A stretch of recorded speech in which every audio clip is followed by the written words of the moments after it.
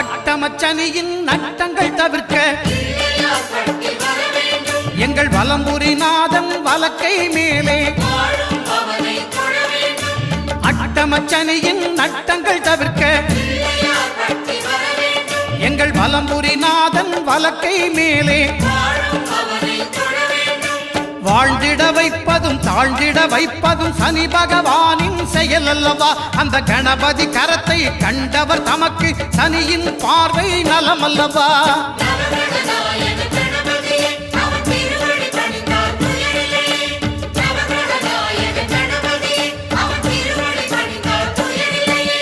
ஒன்பது கோளும் ஒன்றாய் காண அங்கு கற்பகம் என்னும் கடவுளின் மெய்யில்